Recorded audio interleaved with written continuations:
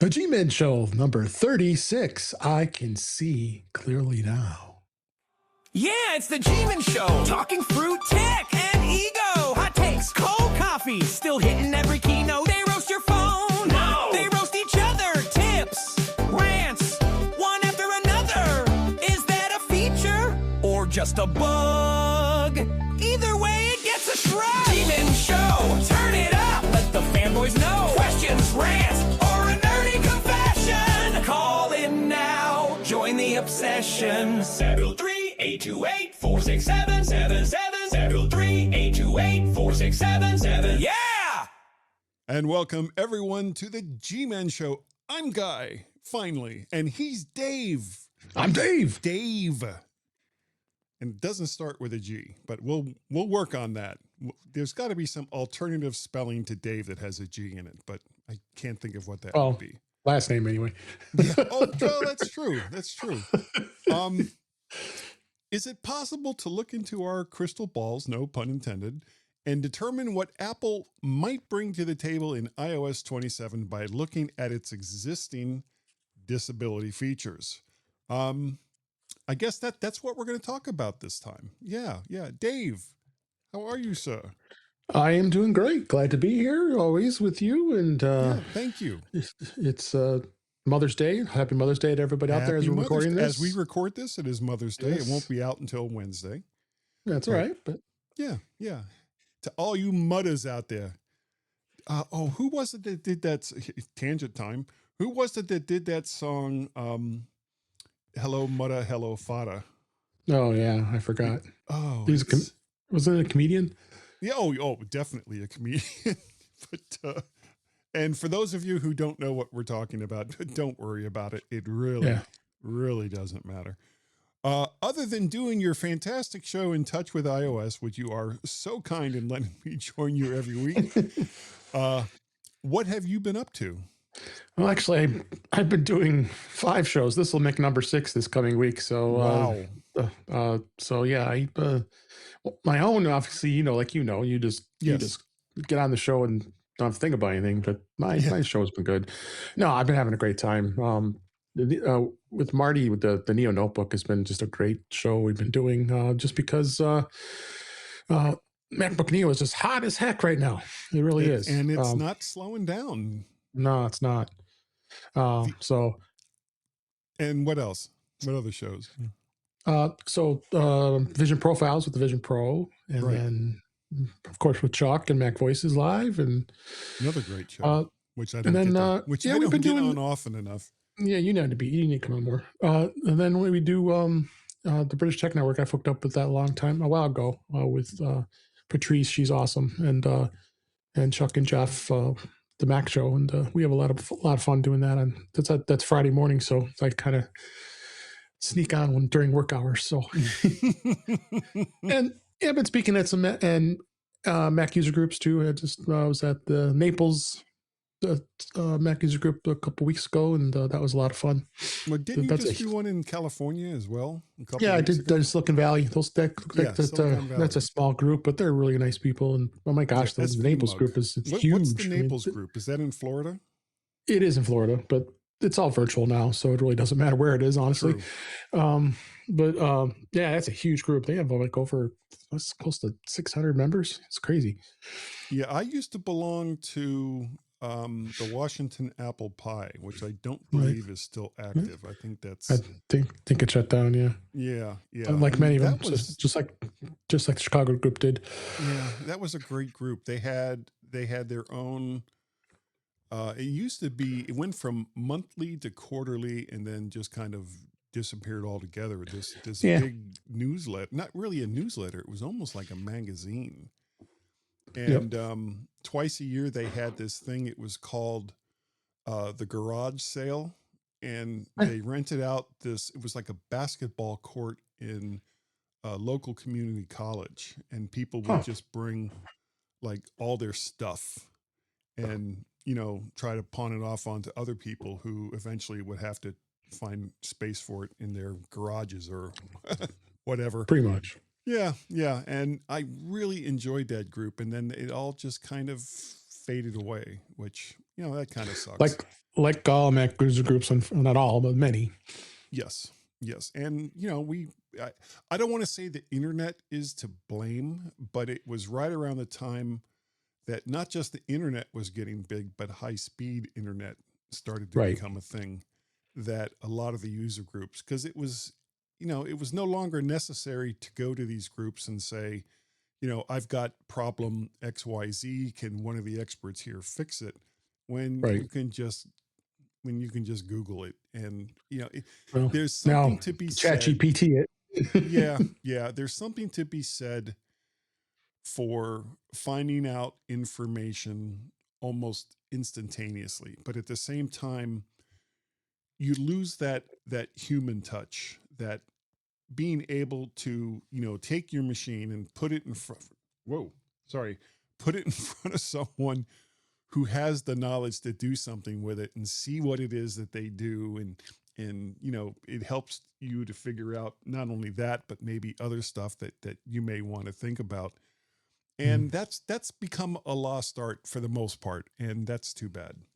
It is, but a few of them, there's still quite a few of them out there that are still thriving. So yes, it's good. And speaking of the human touch, we may as well get this in here now. Something that can remind you of what that means is the MacStock Conference and Expo, which is coming up July 9th to July 12th. Well, actually, it's July 10th to July 12th. 3 full days of the MacStock Conference and Expo in Crystal Lake, Illinois. It's being held at the Holiday Inn Crystal Lake. And the great thing about this is I don't know if they have any rooms still available, but you can actually stay in the same hotel where the conference is going on. So you barely have to get out of your PJs and go down the elevator to join the conference, and all of the fantastic people that are going to be there. You're actually speaking this year. Actually, you've spoken every year. Every year. And this will be number 10. Yeah, this will be number 10. Yep.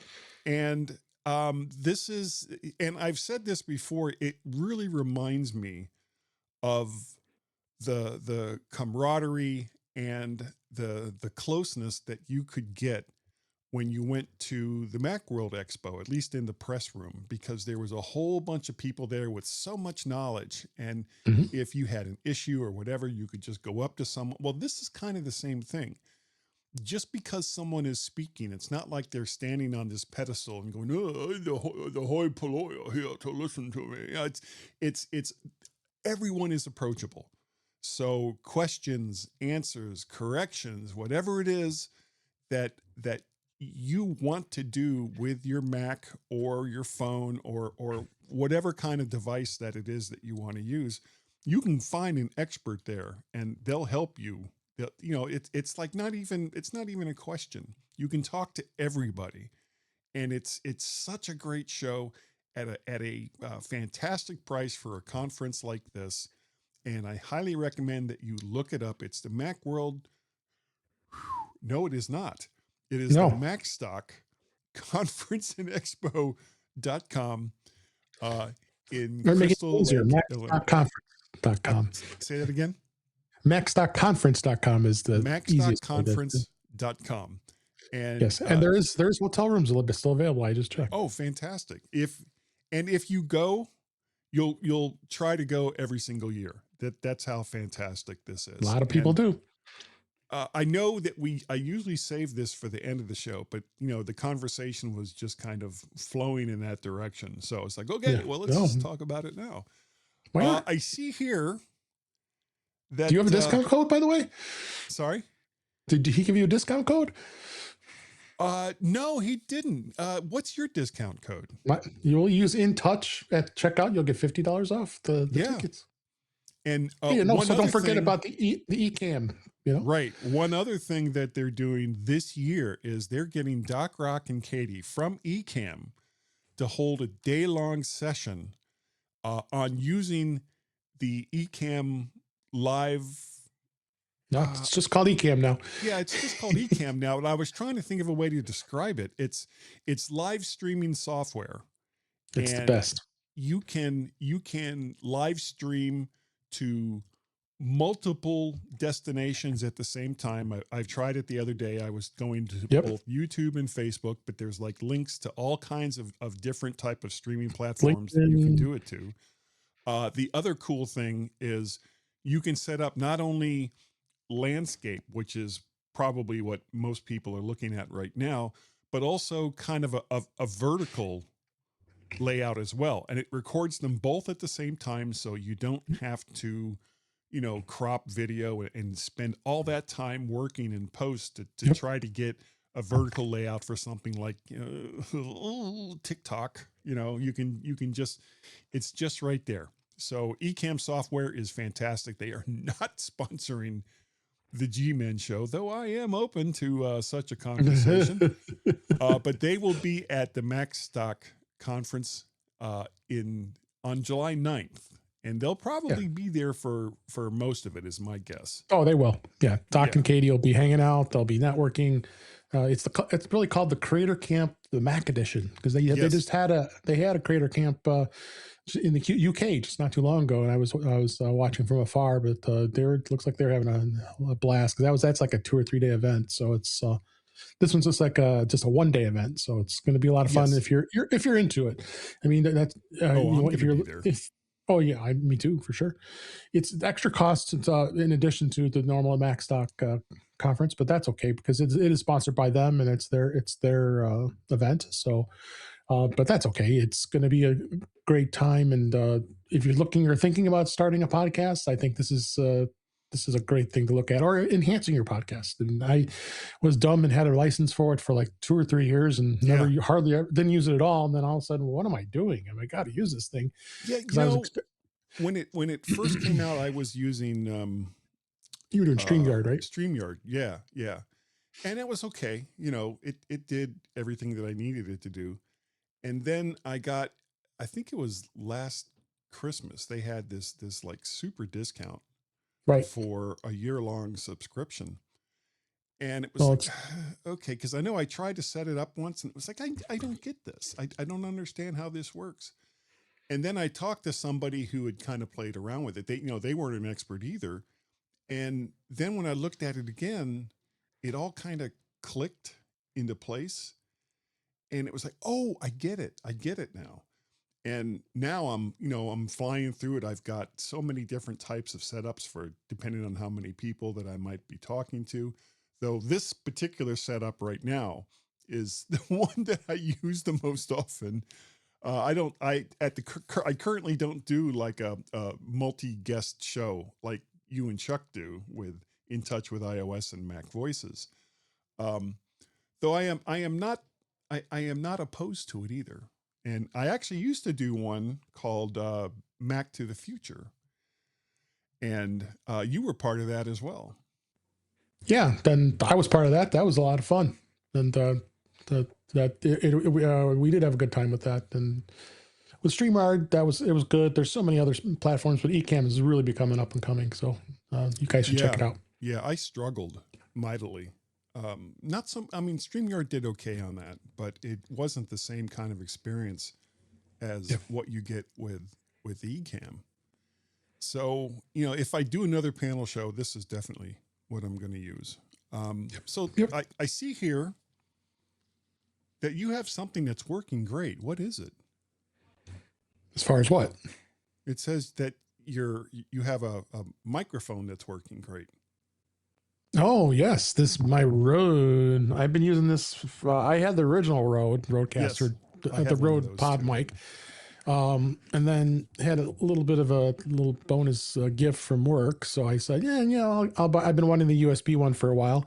Not that I use USB because I'm still using the Rodecaster Duo, so I plug it in with the XLR, which is a fantastic interface. Oh, I love it. I absolutely love it. And it's so, I love the fact how small it is, because I had the original Rodecaster 1, and that thing took up some space. And was heavy. And heavy, yeah. But this Rodecaster Duo has just been great. I don't even know. I need to use more of what it can do, but I'm happy with it. I mean, I'm solo most of the time, so there's no point in having the Rodecaster Pro 2 because, a couple $100 more, and what do I need it? And this thing's nice and small. So, no, this mic's been...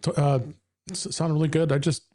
You really got to be on it, and I'm learning as I do my podcast, don't wander off here because you're not going to be able to hear me. Well, it's a dynamic mic, and that has a tendency to do that. Yeah. So, but I rather have a dynamic just because of noise in the room, and Yeah, it really takes care of that. It does. On the other hand, I am still loving my Heil PR35 microphone. That is the best. Speaking of audio gear, I don't know if I've shown this to you. Hold on. Now, with my retirement, it's meant that I can't really just go out and buy all the gear that I used to. And when I had gone to the MaxDoc conference before, I was using a Behringer, what is it? UMD 404 HD, which is a 4-input audio interface. And it was this kind of relatively large thing, but it worked really well, and it was relatively inexpensive. Well, one of the channels has gone out on it the last time I tested it. So I was like, ugh, okay, so I can't do that anymore. And while I'm at MaxDoc, I'm hoping to have a conversation with Doc Rock and Katie at the very least, along with other people that are there at the MaxDoc conference. I don't know how many more times I can say that without Mike having to pay me some money. But I looked into what's out there currently, and it's from a company that kind of disappointed me in the past with a microphone that I bought from them, and it was the ZD1. It was a Zoom microphone. Oh, yeah.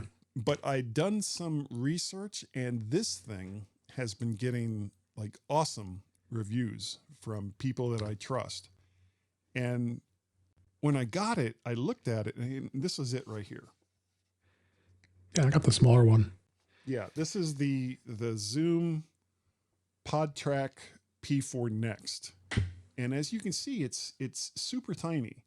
And for something this small, it has 4 XL, and they're not combo jacks. So if you're a musician, you can't use this. But it's got 4 XLR jacks in the back of it. It's got this super tiny, I don't know if you can see it, little tiny screen there. But it's got 4 gain inputs and 4 headphone outputs, along with volume controls for the headphone outputs and gain controls for each one of the microphone inputs. And it just blew me away how small it is. And when it came in, I made sure I kept all the packaging because I wanted to try it. One of the really cool things about this, it does the same thing that the Behringer unit did, which is one of the reasons why I bought that, in that it outputted multi-track. So every single person that's plugged into this thing and into the Behringer can be output as its own track in whatever DAW it is that you like to use. And the great thing about doing that is if somebody is too loud or too soft, or there's something happened and there's some big background noise that you don't want to have in there, if you record everyone over a 2-track, well, you can't get rid of it really without jumping through major hoops. But having multi-track means that you can kind of bypass that and not have any problem. And welcome to Guy's Audio Podcast. Yeah, I'd like to talk about things related to audio, but no, this is not the audio podcast. This is the GMen Show, and we're going to talk about Mac stuff. And I think the first thing we're going to do is GazMaz snippets. And if you don't know what GazMaz snippets are, it's just like little snippets of news that are out there. And I struggled mightily this week because the month of May typically is very quiet as far as tech news goes. But I did find a couple of things, and I apologize because they're mostly related to lawsuits. So a company called Rave Incorporated has created a popular cross-platform co-viewing application called, surprise, Rave, filed antitrust lawsuits against Apple in the United States, Canada, Brazil, the Netherlands, and Russia. The company claims Apple removed its app from the App Store to stifle competition with Apple's own SharePlay feature. And what the SharePlay feature is, and what apparently Rave does, is allow people in different locations to watch the same content at the same time and be able to speak to one another at the same time. So Ray has described the lawsuit as Apple's unilateral and anti-competitive decision to remove the app, which has more than 225 million downloads. Rave allows users on iOS, Android, Windows, and Mac OS devices to words are hard, to watch videos, movies, and TV shows at the same time together in real time while chatting or using voice communications. According to the suit, Apple's actions harms consumer by limiting choice in co-viewing services and raising switching costs between iPhone and rival smartphones. Rave alleges that its cross-platform functionality threatened Apple's closed iOS ecosystem, prompting the removal to protect Apple's dominance in smartphone co-viewing through its iPhone-only SharePlay service. According to the CEO of Rave, Michael Pizarretz, I think that's his name, he said Apple's pretextual removal of Rave from the App Store has harmed consumers significantly by limiting choice and effectively preventing Apple customers from co-viewing and connecting with non-Apple customers.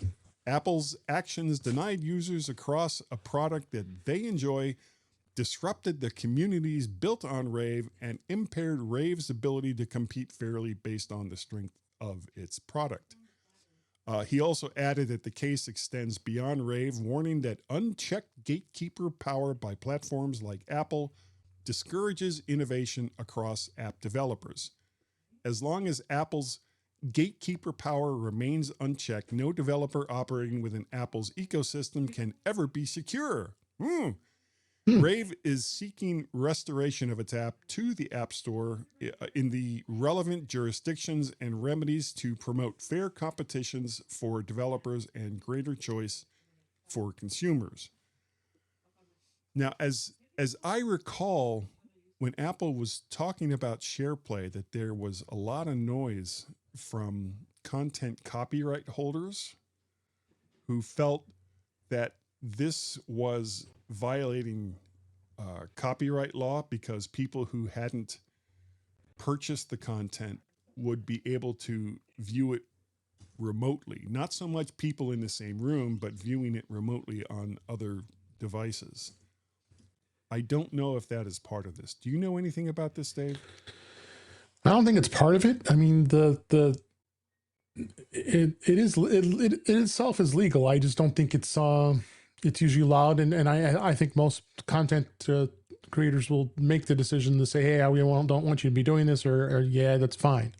I mean, a company like Xfinity would not want you to be able to share at the time because they thought, oh my God, now that's wide open because companies like Xfinity, Comcast, comes to mind to me, is the fact of the matter is they're losing subscribers like water draining into a drain here, because it's just, they've lost millions of subscribers. It's just pretty bad. Yeah, most people are just getting internet now. They're going with streaming services, and the fact of the matter is, these streaming services now want eyeballs, and if that's going to get people to be happy and want to be able to show their stuff, and then so be it. And so they've been a little more flexible with that.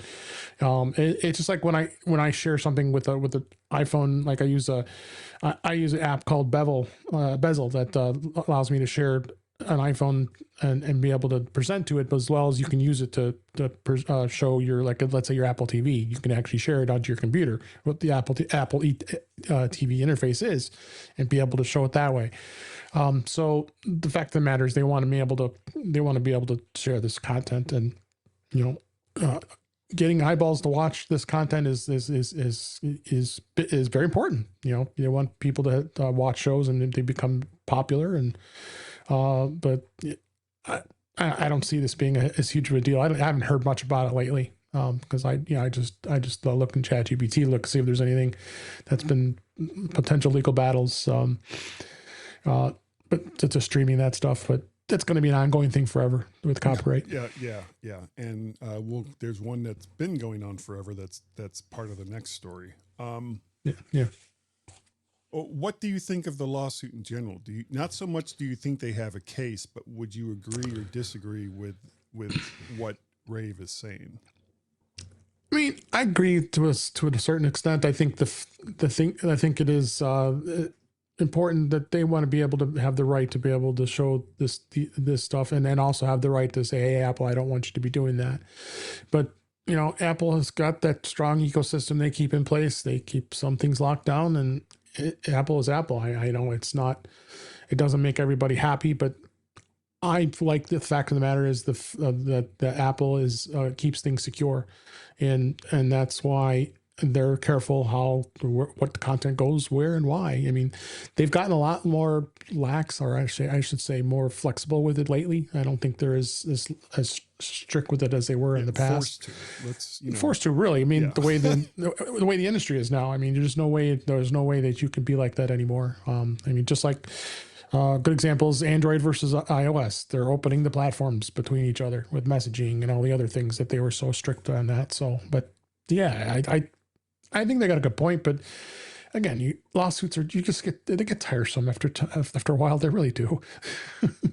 Well, this is making lawyers rich, actually. Case, though, I mean, Rave's app was removed, so you couldn't, if you didn't already have it, you couldn't get it unless you went through like their website or whatever. But I don't know if you went through their website if you could get that on your phone. Right. To me, I don't there's a lot of context missing here. I have not, in the story that I saw, I couldn't find what Apple's response to this was, or their reasoning behind removing the app. I know how Rave wants to frame it, but there could be, and as I said when I finished reading this story, it could be that not so much content providers, but content copyright holders could be putting pressure on Apple to limit what SharePlay can do and the kinds of devices that they can transmit between. And it's, without having that context, it's kind of hard to come up with a yay or nay on this particular story. So I'm going to keep an eye on this, and hopefully there'll be a little more information coming on it. Well, Apple did reject. They did reject their allegations, and they said the app was removed because of the repeated App Store policy violations. So to Apple, they were violating the App Store violations, not to suppress the competitive with SharePlay. So well, it would be. Did they say what policy violations those were? Yeah, it says the quote was actually, this was from Reuters. It says that we reject the baseline allegations. The Rave app was removed following repeated guideline violations. So they warned them. So they said, you're violating App Store violations. This is what the App Store says. And Apple specifically claimed that the violation included hosting and sharing pornographic content. Well, there you go. And sharing pirated content. There you go. Another thing. And receiving complaints about CSAM, child sexual abuse material. So there you go. If that's the case, I mean, Apple is very, very strong with the CCM policies, and they have that in place. If they find that, then they have every right to do that. Yeah, and the thing with this particular type of software is, and I'm not taking Rave's side here, but it's almost impossible to police that kind of thing. And I mean, I know it's going through their servers as compared to going through Apple's servers, but it would be interesting to find out if they have their own filters. And I guess this will probably come out if this goes to court. Right. Related to preventing sharing pornography or other, bad things along those lines. So we'll find out. I'm sure there'll be more information on this absolutely. going forward. Yeah, absolutely. Mm-hmm. In the even more lawsuits category, the U.S. Supreme Court on Wednesday rejected Apple's request to temporarily block a court order requiring major changes to its App Store. The order stems from an antitrust lawsuit filed by Epic Games, Tim McWeeny, the maker of Fortnite, which found Apple in violation of previously mandated reforms to its highly profitable App Store policies. Apple mostly defeated Epic's lawsuit, but was required in a judge's 2021 injunction to let developers include links in their apps directing users to non-Apple payment methods. Apple allowed the links, here we go, but adopted new restrictions, including a 27% commission on developers for purchases made on payment systems outside the App Store within 7 days of clicking a link. That kind of falls into, okay, here you go, but we're still going to try to get some money out of you.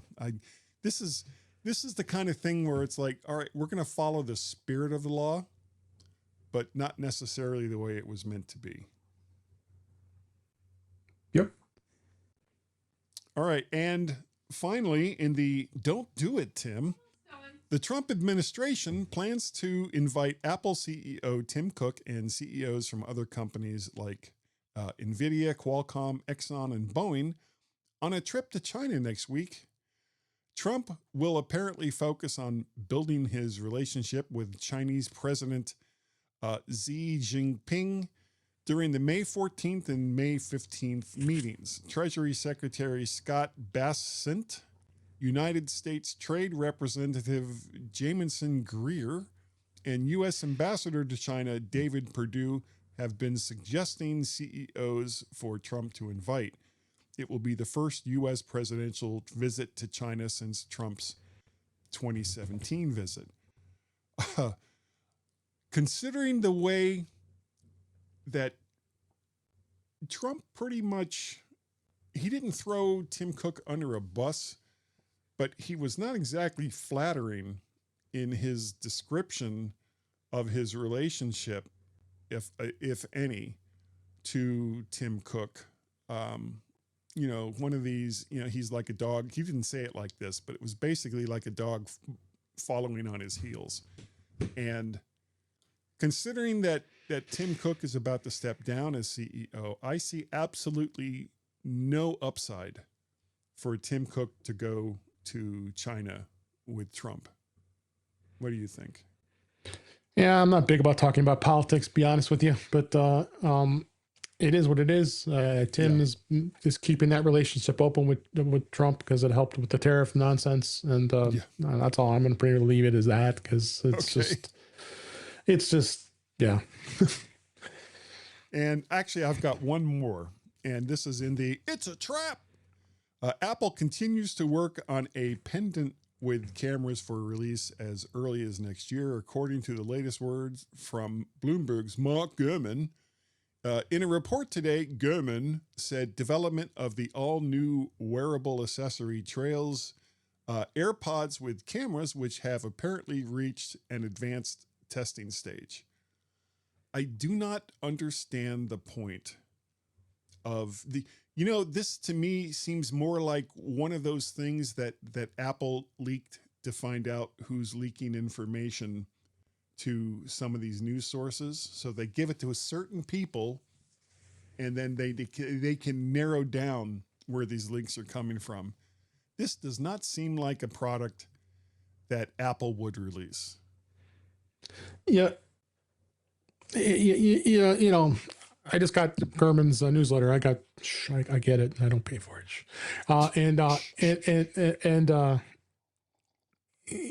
The Gurmanator always loves to have this stuff. I mean, he just runs with it. I mean, yeah, it'll tease it out, but he's got some insane sources. He really does. I just blows my mind every week, every day that he releases a story that he has this inside information. So he obviously has some. He's got sources that he gets inside Apple that they have a.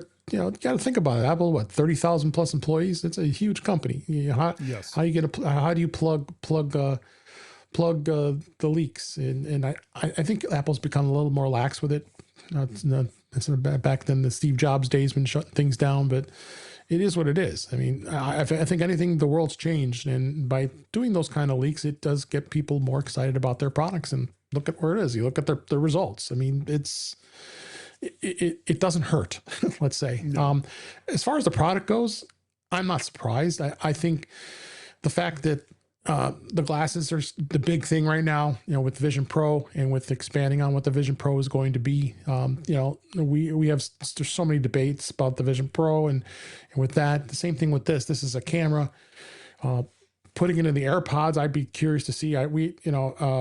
On the Vision Profiles podcast, Marty loves to follow all the patents, you know, on Right. Twitter X with Patently Apple, and there's just so many patents that Apple gets. It's just crazy. Yeah. So Well, they're continuing. Yeah, they continue to innovate, and that's why they're doing these things. But there's a lot of times these products never come to fruition, and they never happen. So why it matters is Apple actual TV, Apple car. Sorry, pardon me. Yeah, exactly. The car failed. I mean, the Apple TV has been long in the tooth.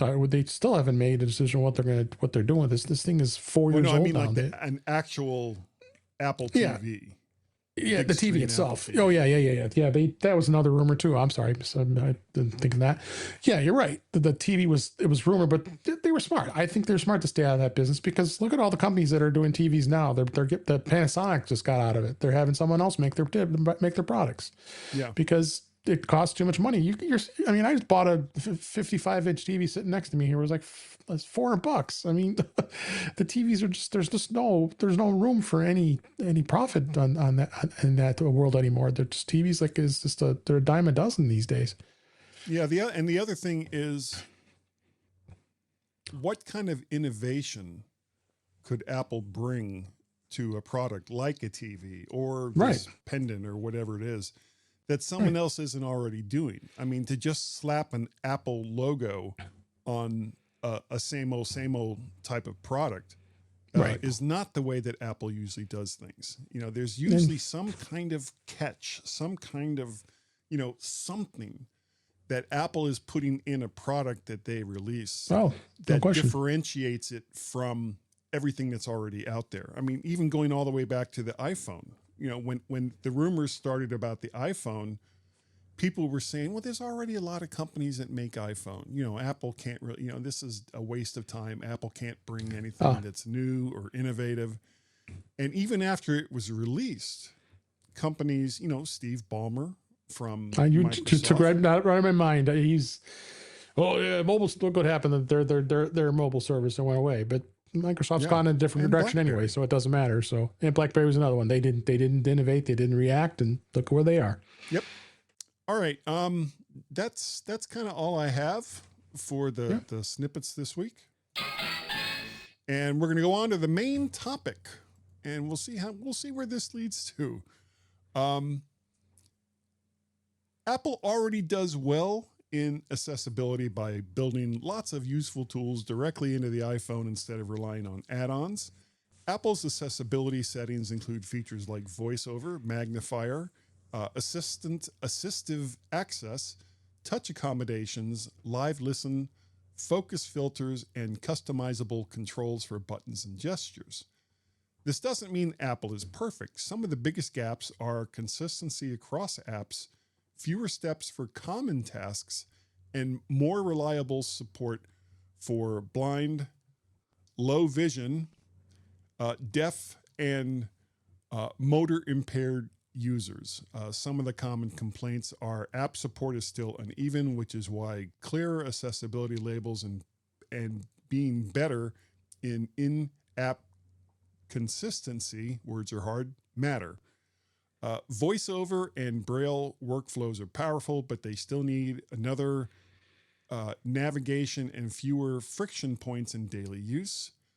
Reading accessibility could be better when text is cluttered, poorly formatted, or hard to scan, which is part of why Apple added the accessibility reader. Motor accessibility still needs more natural, one-handed use, better gesture flexibility, and fewer hidden controls. And finally, hearing controls are useful, but features like live captions, live listen, and audio controls needs work to more seamlessly develop them across the system. The next big improvements for the iPhone could build on areas Apple is already actively strengthening. A simpler way to discover accessibility support in apps, better reading tools, stronger voice and motion controls, and more flexible input options for people with mobility needs. And so based on the stuff that I just said, what is your opinion? Yeah, accessibility is great with Apple. I think the way they do things is really good. But yeah, the support seems lax for a lot of companies. I don't think it's just Apple, but they've done a better job of with the good one is the vision.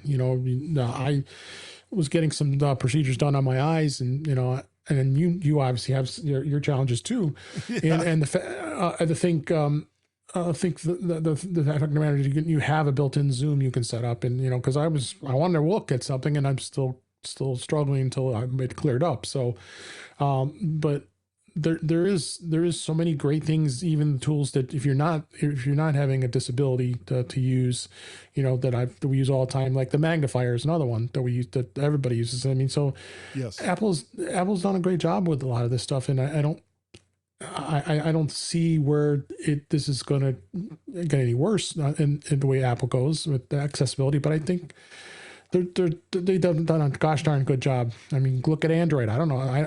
I have an Android. I don't play with it as much as I should, just to learn it. But yeah, it is definitely something that it's a challenge. it really is a struggle. It really is a struggle. Yeah, and having teams that are dedicated to that, it's tough to invest in that. But that's understandable. But it's definitely going to be something that they need to discover and need to work on doing better with it. So Yeah, and one of Apple's big advantages, of course, is they own the whole widget. They control the right. operating system. They control the hardware, and to a certain extent, they also control the kinds of apps that you can, for better or for worse, based Yeah. on some of the news stories we were just talking about. So, but at the same time, let's be clear. Apple, as far as disability features in mainstream phones, and I'm not talking about specialty phones that are designed for one issue or another that some people may have, but in the general market, nobody really does accessibility features better than what Apple 100%. does. 100%. So, I wanted to make sure I said that so that I'm not sitting here going, oh, Apple bad, so that people understand that. Right. And speaking of that, what's already there? We've got VoiceOver, which gives blind and low vision users screen reading support and also for the Braille community. Mm-hmm. Magnifier, which I use all the time, especially at the grocery store, Right. when, you're trying to see, well, what the hell is in this can that I'm trying to get, and what additives and all the rest of it that could be in there that I don't want. Magnifier allows you to create larger text options for people who need visual assistance in everyday use, and not only for people that have vision problems like myself with monocular vision, but for people who just want to see what it is that they're buying. Assistive access simplifies the interface for users with cognitive disabilities. Touch accommodations and switch control help with motor accessibility and alternative input. That's something I might have to be looking at relatively soon, which is a story for another day. Live listen and live captions support hearing accessibility and make conversations easier to follow. I mean, Apple actually included a hearing test that you can use with the AirPod Pros to see if those can help get you past minor hearing issues. Now, nothing is going to be better than dedicated hearing aids that are tuned to the individual, but the AirPod Pros are certainly a great step in the right direction for many, many people. Some of the rumored accessibility features for iOS 27 include additions like accessibility nutrition labels, which we were just kind of talking about. Yep. Accessibility reader, improved live listen, and expanded input methods such as eye and head tracking technologies. If Apple is expanding things like voice control, live captions, reading tools, or accessibility labels, that can point to broader work in S-Lady, app discovery, camera intelligence, keyboard input, and system-wide consistency. So better AI and Siri work. If Apple is improving spoken commands and task completion for accessibility, that usually hints at a stronger assistant across the system, which we all know is coming. Or at least that's where the rumors are taking us. But I don't think it would shock anyone if at WWDC 26 Apple said, and here's the new improved Siri, and so that's already coming. Smarter camera and visual tools, accessibility features that help users identify text labels or objects that can overlap with visual intelligence features, not just for those that have certain disabilities, but for everyone. Better keyboard and text handling, rumored autocorrect and alternative word suggestions can help users with dyslexia, motor issues, or voice input needs. You know what? Before I go any farther, I don't think you and I have talked about this. The last couple times I have taken not super long trips in my car, but just going from a place to a place that's half hour, 45 minutes away instead of just let's go to the grocery store. I have actually brought out the Chat GPT voice bot or the chat bot. And CarPlay? In CarPlay. Most entertaining thing ever. It is. It's just like the A lady when you talk to her. It's just... I was having conversations with the A lady just saying how those things have changed. The ChatGPT is no different, and with the voice mix, it a lot more fun. It is time, it is. And they sound. I mean, there's hesitations on occasion depending on what it is that you're asking it, and all of the other assistants at this point don't have access to higher features in the phone like location data and stuff like that. Because I asked it was like. I was on the Beltway here at DC, and just on a whim, I was like, "Well, where's the closest Burger King?" And she was like, "Well, I'm sorry, I really don't have access to location data, so I really can't tell you, how to get to one. But if you tell me where you are, then I can give you directions from there." So I was like, "Okay, 495 and Route 50," and she gave me explicit directions to get to the closest Burger King. Unfortunately, because they don't have access to location data, it wasn't one of those, okay, in another 100 yards, you need to turn here, which would be a natural extension of something like that, instead of just using the voice output from Maps or the voice output from Waze or Google Maps or some of the other navigation applications that you can use in your car. It would be really helpful if instead of having, especially like on a long trip, you know what I mean?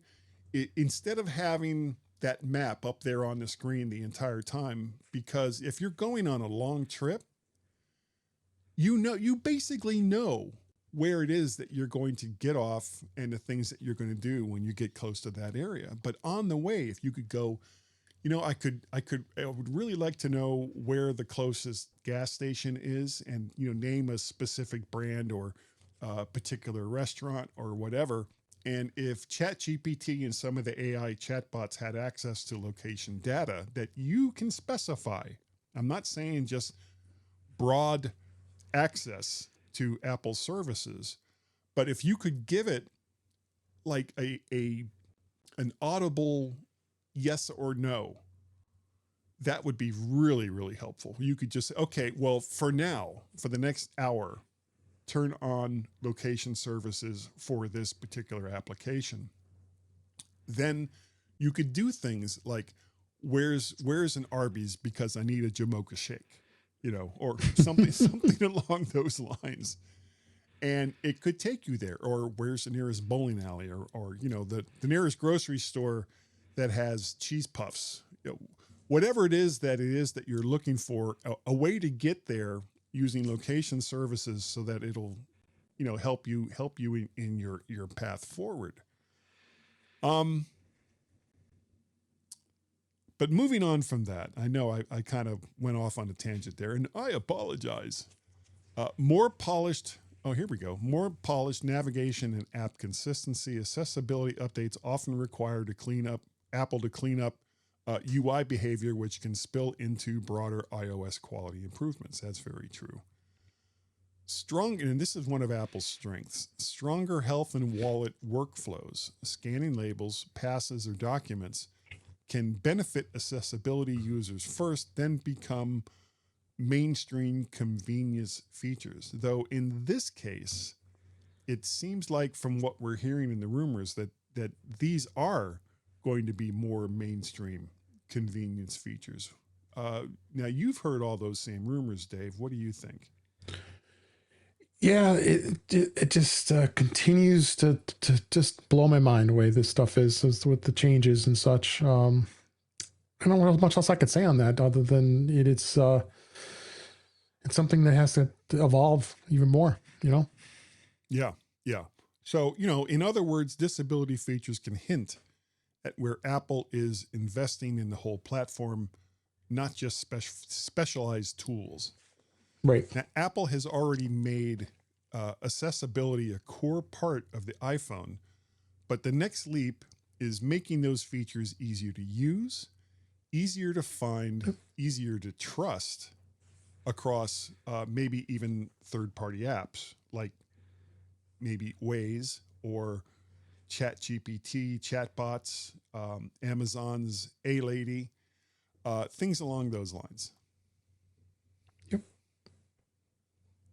And I think that's, unless you've got something else, I think that's all I have on this topic for now. I'm good. Okay. So anyone who would like to join in on this conversation, you can reach me by going to all of the various ways that you'll be able to contact me or this show, which we'll talk about in a little while. We're not going to do that right now. Right now, we're going to head over to Gaz's tips. Would you agree with that, Dave? I would agree with that. Yeah, there you go.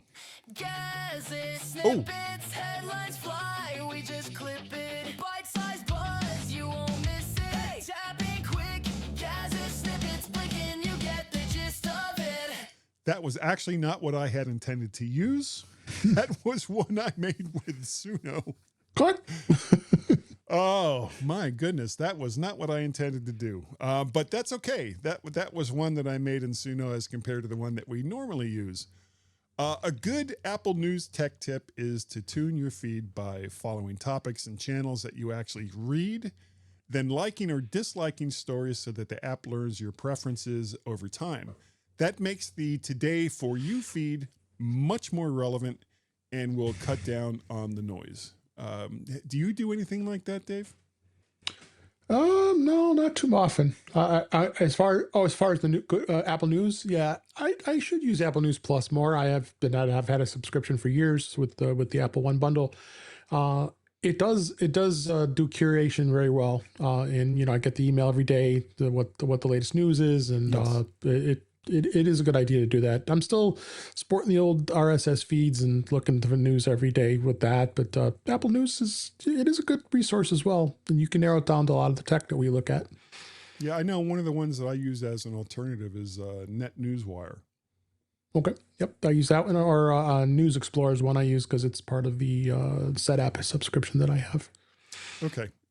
But would you agree that curating the kinds of news that you want to read absolutely. is a good idea? Very good idea. Oh, yeah. wow. Look at that head nodding. Hit it. Yes. That's the end of Gaz's tips. That's the end of Gaz's tips. That's the end of Gaz's tips. Is that the end of the tip? Will you let me finish? Gaz, you are absolutely right. Okay, so that was what we usually, or at least that's the ending part that we usually play. I don't know why I hit the wrong one by mistake. I have a pick. Actually, do you have a pick this week, Dave? I do. If you'll see it there me. in the notes. Sateki makes amazing products, I must say. And they came out with this new drive enclosure for the NVMe drives. And this is it here. It looks like a pack of gum, really, doesn't it look like that? Yeah, it does. That's really tiny. This is silver. That also comes in black.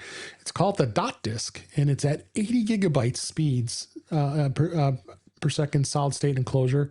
Wow. And USB 4 version 2. And it even comes with a Thunderbolt 5 cable that gives you the best speeds too. So very small, and it supports 2280 NVMe drives. I'm sporting a 4 terabyte one in this one. I bought this prior to the ridiculous pricing there is right now. Oh, you're lucky. Yeah. So this is a nice little drive, and it's a little pricey. It's the base price is $199, but they do have a 20% off deal right now. It brings it down to $169, but it's a nice little drive. It's very solid. Working, it feels solid compared to some of the other enclosures I've purchased in the past. But yeah, this is a nice little guy, and I think it's worth it to give it a shot and get some good speeds too. Yeah, especially if you're on a device with like 256 or 512 gigs, that really gives you all that, however much you can afford these days, extra storage that you can take with you, and you won't be losing that much as far as the speeds go. Going in my pocket.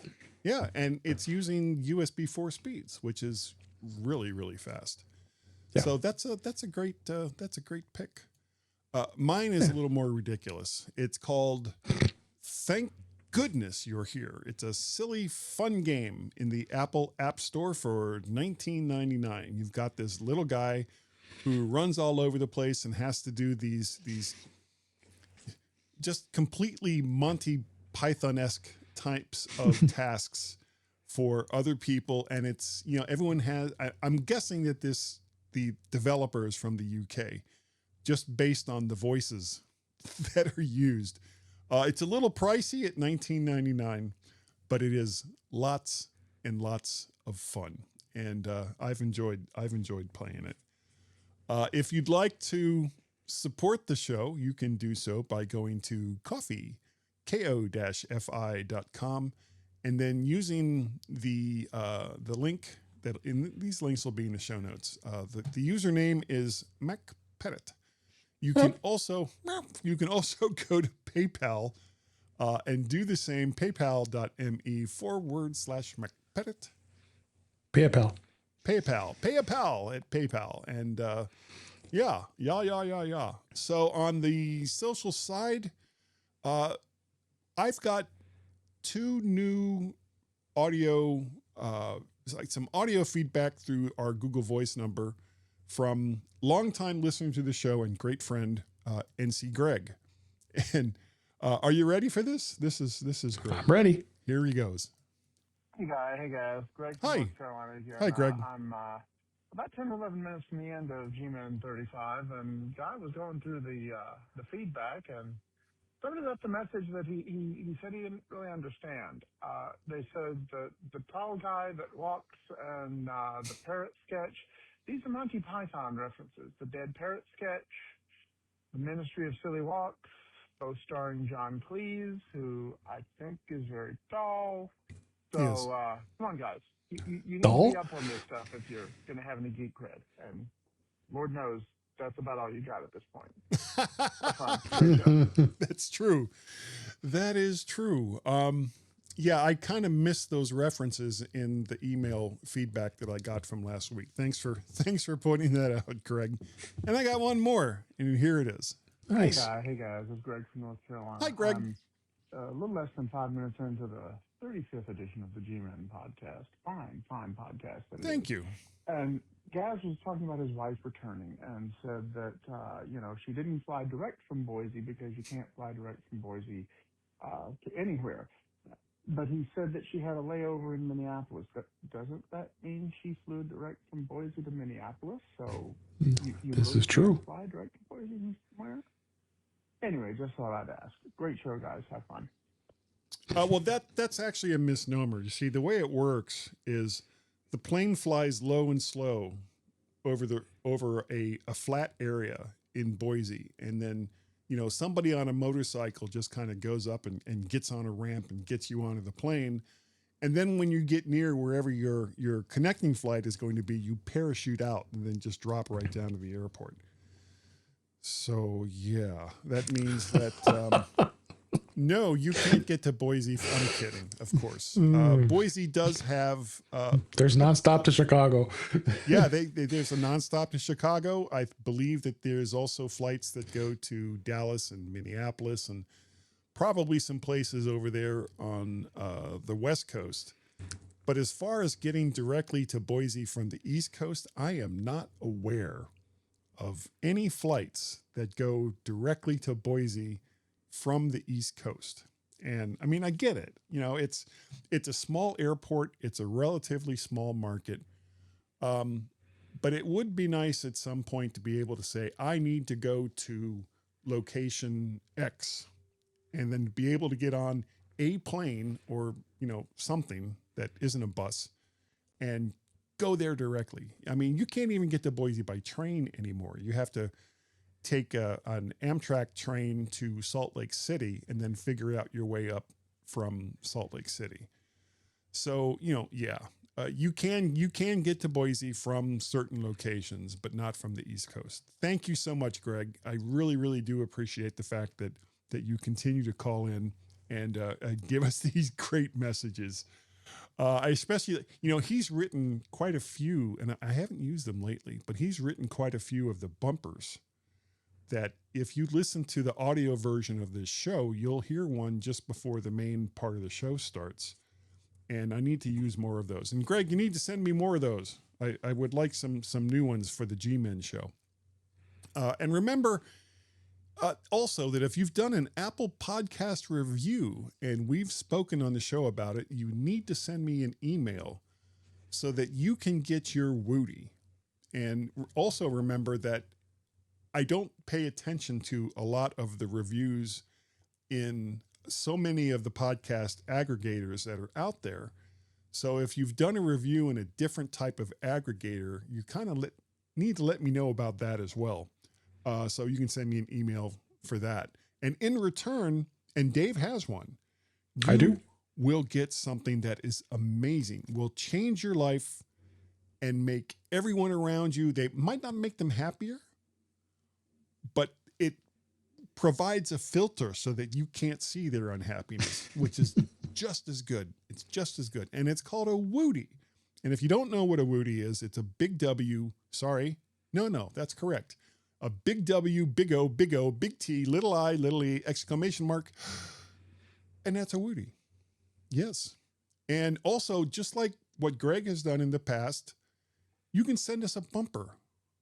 And if you don't know what a bumper is, it's like a little 5 to 10 second segment where you tell us how great we are or how we are just failing miserably. And, but keep it short, and which is the best way to do that.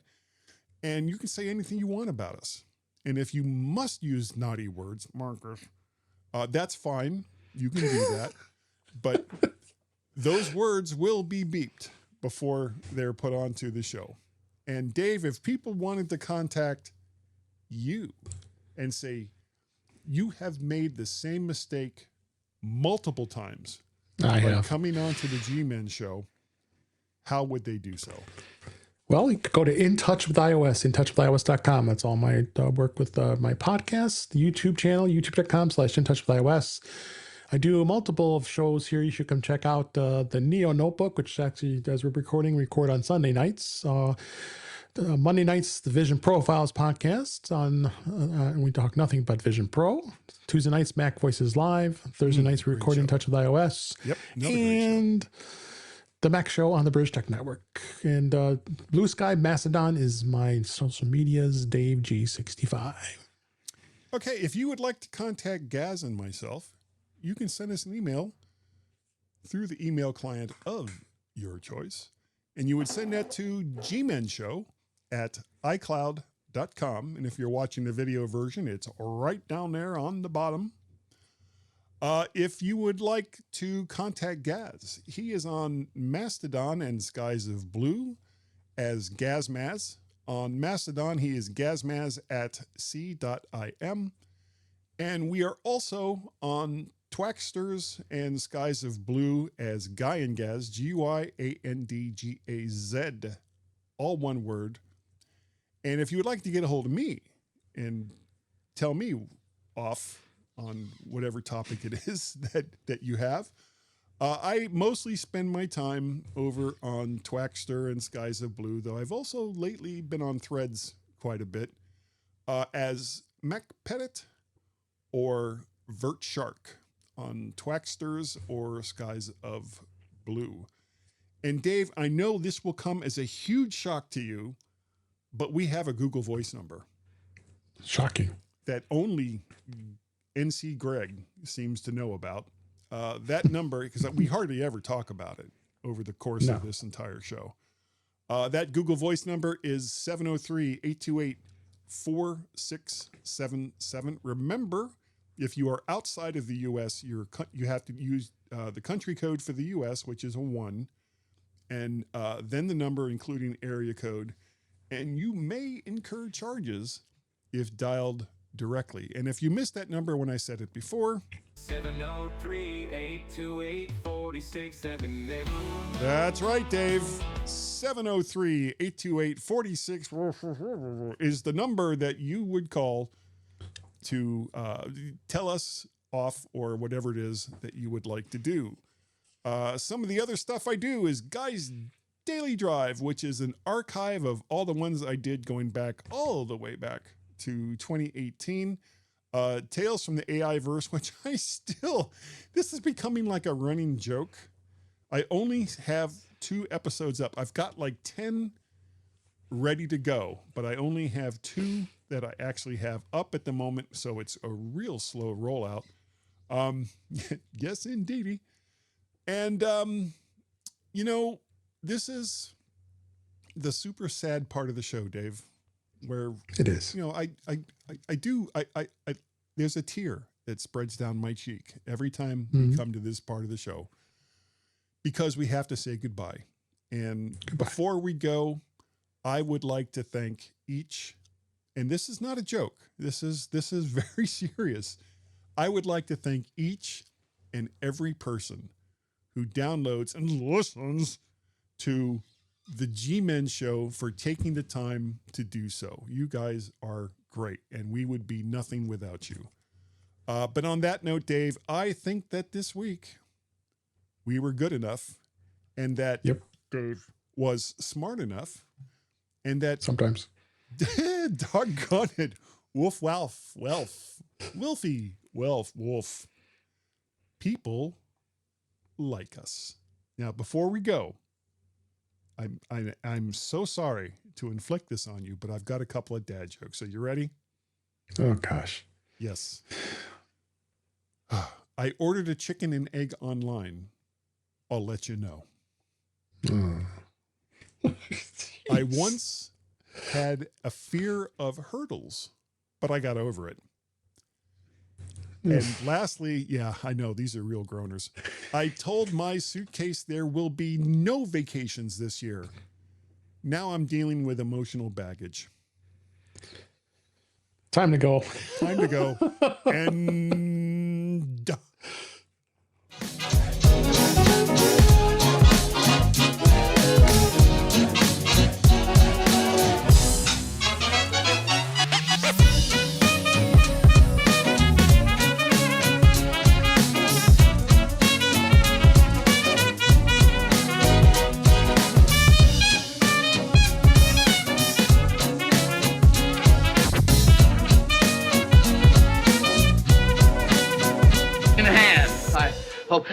So you can all go home and there's nothing to worry about. Get out of here now. Go on home and go home.